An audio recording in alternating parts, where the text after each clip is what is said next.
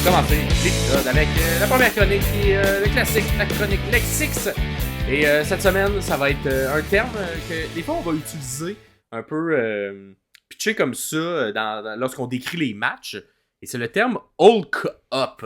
Fait que si on essaie de le franciser, c'est le Hulk Up. Donc ça vient de Hulk Hogan. Ouais. Parce que c'est lui qui a un peu mis ça sur la carte, cette manière de vendre ou de ne pas vendre, justement, de faire un no-sell. Parce que Hulk Up, ça veut dire que tu te fais frapper et ça te fait rien.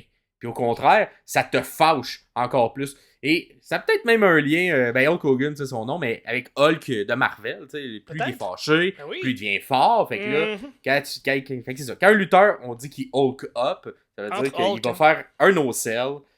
Puis c'est souvent un gentil qui va Hulk Up. J'ai vraiment vu un méchant faire ce spot-là. Fait qu'il il ne vendra pas l'offensive de son adversaire. Puis plus qu'il va recevoir de coups, plus qu'il va récupérer de force pour finalement, si t'es Hulk Hogan, te faire pointer du doigt, puis par la suite te faire quelques moves suivis d'un leg drop, puis probablement perdre le combat comme ça. Mais il y a différents personnages dans l'histoire, et même aujourd'hui, qui font cette variante-là du Hulk Up. Toi, qui aurais-tu comme moment mémorable ou personne qui fait des Hulk Up? La première fois que Sting l'a fait à All Elite, je pense qu'il s'est fait garrocher dans une table puis s'est relevé tout de suite après. Je fais comme, c'est bon. Il y a Leo Rush qui le fait très bien. Leo Rush le fait de façon un peu différente où lui, il se fait juste détruire. Puis il fait un kick-up où il se relève très vite.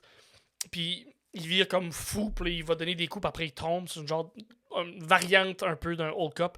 Fait que j'aime beaucoup ce que Leo Rush propose comme variante du Hulk Up. Sinon, Sting est capable de bien les placer à des moments clés. Puis j'aimais beaucoup ça aussi, le voir faire un Hulk Up finalement. Ouais. Ben moi, évidemment, je pense que le plus classique est celui d'Hulk Hogan.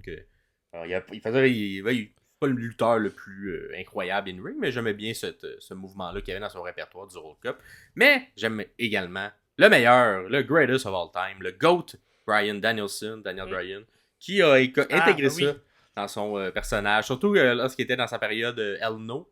Donc pour vendre le no, c'était une manière, il se faisait frapper, il faisait non, puis il continuait de se montrer, puis de remonter plus fort, puis il l'a encore dans son répertoire, donc je vais aller avec ces deux-là, moi, de mon côté, pour le Hulk Up. Vous, dites-le dans les commentaires, si vous avez une séquence, un match qui vous a particulièrement marqué, Hulk Up.